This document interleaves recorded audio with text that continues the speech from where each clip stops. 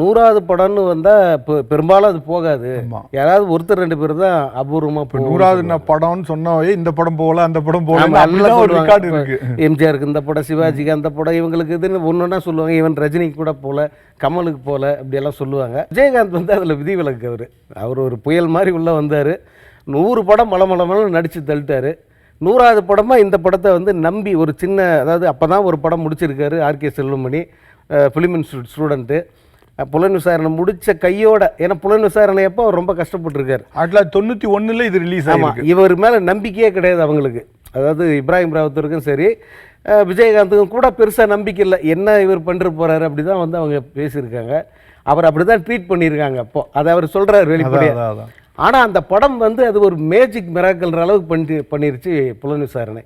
அந்த படம் ஓட்டத்தை பார்த்த உடனே வந்து தனது 100வது பட வாய்ப்பு அப்படி தூக்கி செல்வமணி. இல்லை, அது ஆர்கே செல்வமணி பகிர்ந்துக்க போது எங்கள் அப்பா அம்மாவுக்கு பிறகு என்னை நம்பி தமிழ் சினிமாவில் அப்பா அம்மானா இப்ராஹிம் ராவத்தர், விஜயகாந்த். அது ரொம்ப நெகிழ்ந்து போய் அதை பேசுகிறார். இந்த படத்தை பொறுத்த வரைக்கும் அதோட இன்னொரு ஜீவன் வந்து இசைஞானி இளையராஜா.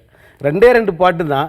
பட் அந்த 2 பாட்டு வந்து இன்னும் 100 வருஷம் தாண்டி கூட நிற்கும். இல்லை, பாசமுள்ள பாண்டியரே வந்து அவ்வளோ இதாக இருக்குது. அதே மாதிரி ஆட்டமா தேரோட்டமா அந்த பாட்டு இன்னொரு 100 வருஷம் தாண்டி நிற்கும்.